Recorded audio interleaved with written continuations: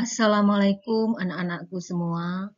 Alhamdulillah, pada kali ini kita dapat bertemu kembali dalam KBM IPA. Kita masuk pada materi yang kedua mengenai sistem perkembangbiakan tumbuhan dan hewan.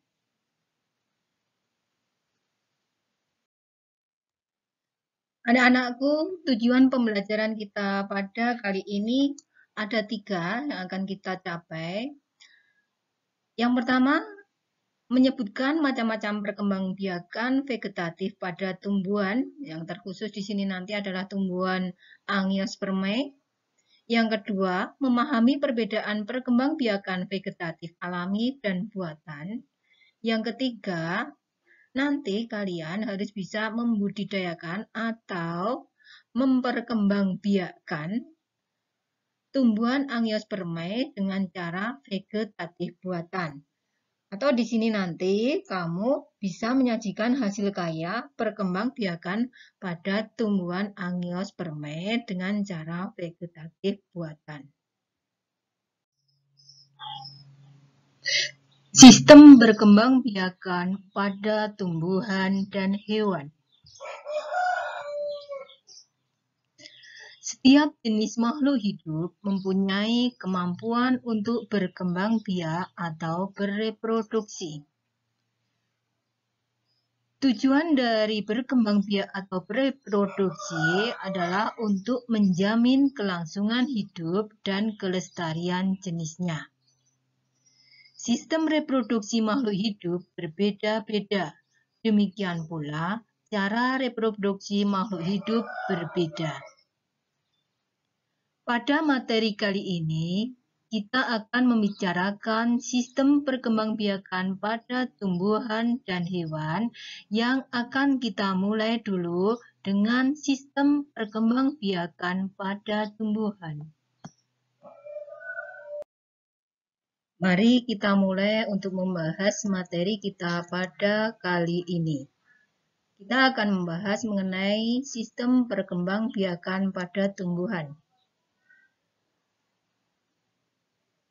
Tumbuhan ada yang dapat melakukan perkembangbiakan secara vegetatif atau aseksual, generatif atau seksual, atau keduanya, baik vegetatif maupun generatif. Perkembangbiakan vegetatif ini adalah cara reproduksi atau perkembangbiakan tanpa didahului oleh peleburan sel kelamin jantan dan betina atau tanpa fertilisasi. Sedangkan perkembangbiakan generatif adalah cara reproduksi atau perkembangbiakan yang didahului oleh peleburan sel kelamin jantan dan sel kelamin betina.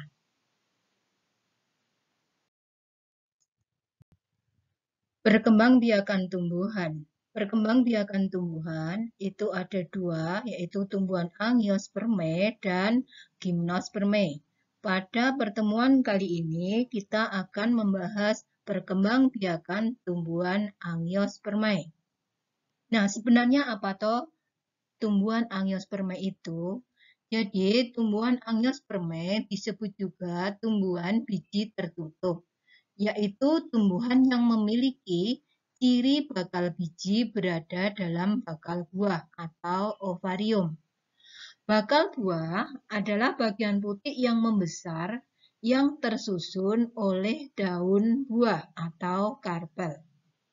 Bakal buah selanjutnya akan berkembang menjadi buah dan bakal biji akan berkembang menjadi biji. Baiklah, kita lanjutkan.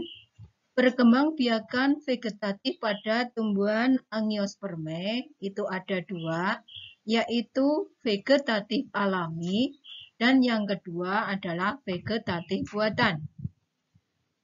Perkembangbiakan vegetatif alami terjadi secara alami oleh tumbuhan itu sendiri untuk kelangsungan hidup spesiesnya. Sedangkan vegetatif buatan adalah perkembangbiakan vegetatif buatan terjadi karena metode yang dikembangkan oleh manusia. Vegetatif buatan bertujuan memperbanyak tumbuhan untuk keperluan perkebunan maupun pertanian manusia. Baiklah anak-anak, kita akan melanjutkan setelah kalian mengetahui apa itu reproduksi vegetatif alami dan apa itu reproduksi vegetatif buatan pada tumbuhan angiospermae, maka kita akan lanjutkan bagaimana contoh-contohnya mengenai reproduksi vegetatif secara alami maupun buatan. Setelah kalian mengerjakan atau mengisi tabel 2.1 pada buku paket halaman 54, ketika kamu cermati, tumbuhan dapat berkembang biak dengan menggunakan bagian tumbuhan seperti akar, batang, daun, maupun umbi. Cara perkembangbiakan inilah yang kemudian disebut dengan perkembangbiakan secara vegetatif. Nah, perkembangbiakan tumbuhan secara vegetatif dapat menghasilkan individu baru tanpa melibatkan proses fertilisasi seperti yang telah Budian jelaskan di depan tadi.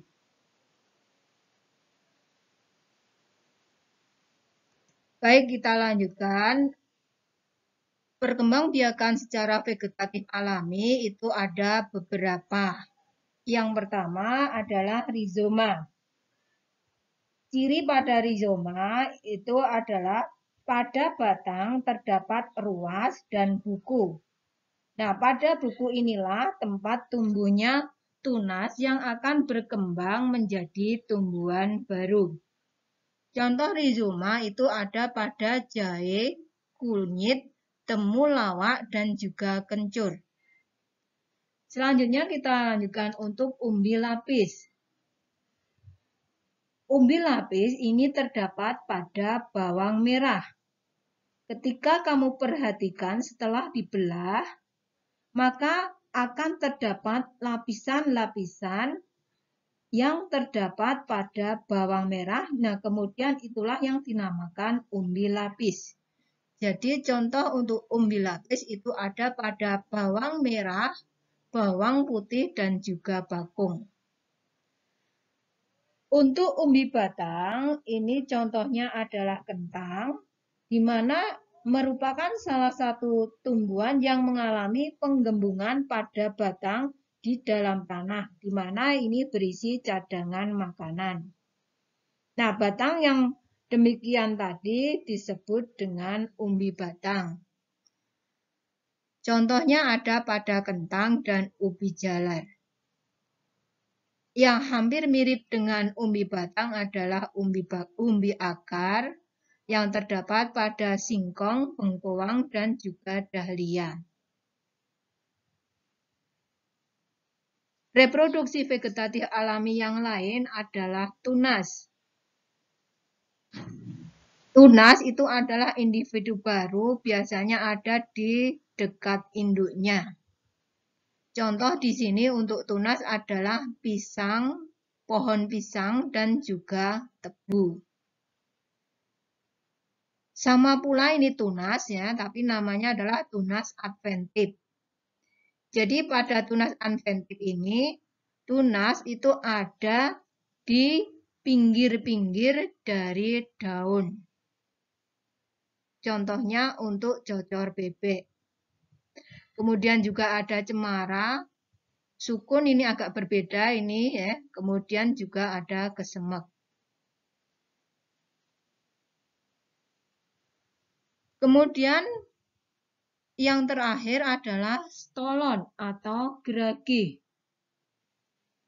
Pada rumput dan beberapa tanaman lain, misalnya ada stroberi dan juga pegagan, terdapat batang yang menjalar di atas tanah.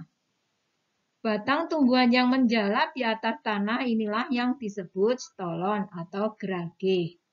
Nah, tunas dapat tumbuh pada buku dari stolon. Saat tunas terpisah dari tanaman induk, tunas sudah mampu tumbuh menjadi individu baru. Contoh untuk stolon itu pada arbei, stroberi, pegagan, dan juga rumput teki. Inilah beberapa reproduksi vegetatif alami pada tumbuhan Angiospermae. Anak-anak, coba kamu perhatikan beberapa gambar mengenai vegetatif alami untuk beberapa tumbuhan yang sudah Budian terangkan di depan tadi. Yang pertama ini adalah rhizoma pada jahe. Kalian perhatikan di situ ada ruas-ruas atau buku-bukunya ya. Kemudian yang selanjutnya adalah umbi lapis pada bawang merah. Itu kelihatan pada bawang merah itu ada lapisan-lapisannya. Selanjutnya, umbi batang pada kentang. Itu terlihat tunas pada batang kentangnya. Selanjutnya adalah tunas adventif pada daun cocor bebek. Jadi tunasnya itu ada di pinggir-pinggir daun dari cocor bebek. Yang selanjutnya adalah stolon pada stroberi. Itu kelihatan stolonnya itu ya, yang panjang itu. Nah, mungkin itu yang ada gambarnya, yang lainnya tidak terlihat di sini atau tidak tersampaikan di sini. Untuk gambar-gambarnya nanti bisa kalian lihat melalui internet atau buku-buku yang lain. Setelah kita membicarakan mengenai reproduksi vegetatif secara alami pada tumbuhan Angiospermae, maka selanjutnya adalah reproduksi vegetatif secara buatan pada tumbuhan Angiospermae. Tentu kalian sudah pernah membaca, sudah pernah melakukan beberapa dari reproduksi vegetatif buatan ini. Yang pertama, cangkok. Jadi cangkok dapat dilakukan dengan mengelupas kulit suatu batang tanaman berkayu. Kemudian dibalut dengan tanah dan dibungkus dengan sabut kelapa atau plastik. Sampai nanti tumbuh akar. Apabila bagian kulit yang terkelupas telah tumbuh akar, maka batang dapat dipotong dan ditanam di tanah. Yang biasa dicangkok adalah tanaman yang berkayu, contohnya ada mangga, rambutan, jeruk, dan juga yang lainnya. Yang kedua, merunduk. Merunduk dapat dilakukan dengan membenamkan tangkai tanaman ke tanah, sehingga bagian yang ditanam dalam tanah tumbuh akar. Jika akar telah tumbuh, tanaman dapat dipisahkan dari induk. Nah, biasanya ini ada pada tanaman yang memiliki cabang batang yang panjang dan lentur. Contohnya adalah bunga alamanda. Yang ketiga adalah stek. Stek ini sering kalian lihat biasanya ada pada atau biasanya orang menyetek itu adalah singkong atau ketela pohon. Itu yang sering. Tetapi stek juga ada pada rumput gajah, tebu, dan juga pohon seruni. Itu untuk stek batang. Kemudian ada juga stek daun, itu pada cocor bebek, serta stek akar pada sukun. Yang sering mungkin kalian lihat itu memang stek pada ketela pohon. Nah, nanti untuk tugas kalian itu adalah membuat hasil karya reproduksi vegetatif buatan dengan stek, ya. Tetapi bukan pada ketela pohon, pada yang lainnya saja. Mungkin pada yang sering itu bunga mawar, kemudian ada juga sansevieria, dan yang lainnya. Jadi nanti kalian tugasnya itu membuat hasil karya, yaitu reproduksi vegetatif buatan dengan stek, tetapi bukan pada ketela pohon. Itu adalah vegetatif buatan ya, cangkok, merunduk, dan stek. Nah, yang kedua, ada dua di bawahnya itu adalah sebenarnya termasuk pemuliaan tanaman. Kok pemuliaan tanaman, jadi nanti tanamannya itu diharapkan lebih mulia atau diharapkan hasilnya lebih daripada sebelum dilakukan reproduksi vegetatif buatan dengan jalan yang dua di bawahnya ini. Yang pertama, menyambung atau mengenten. Jadi nanti contoh di sini adalah terong hijau dengan terong ungu. Sehingga nanti hasilnya ada terong hijaunya dan terong ungunya. Juga tanaman bougainville. Ketika disambung tanaman bougainville yang merah dan ungu, nanti bunganya ada yang merah dan ada yang ungu. Kemudian selanjutnya adalah menempel. Ini dilakukan dengan menempelkan mata tunas pada kulit tanaman, pada batang tanaman lain yang sejenis. Contohnya, pohon jeruk batang kuat dengan pohon jeruk sifatnya unggul. Jadi nanti batangnya itu kuat, kemudian nanti jeruknya atau buahnya itu sifatnya lebih unggul. Baiklah, kalian bisa memperhatikan beberapa gambar tentang reproduksi vegetatif buatan pada tumbuhan Angiospermae. Yang pertama itu ada mencangkok, itu ada langkah-langkahnya. Kemudian okulasi atau menempel. Kemudian menyambung atau mengenten. Kemudian ada stek batang. Nah, stek batang di situ yang diperlihatkan adalah ketela pohon. Kemudian yang terakhir adalah merunduk. Nah, itu tadi anak-anakku semua materi kita tentang perkembangbiakan vegetatif pada tumbuhan Angiospermae. Jadi ada vegetatif alami dan juga ada vegetatif buatan. Tidak sulit bukan?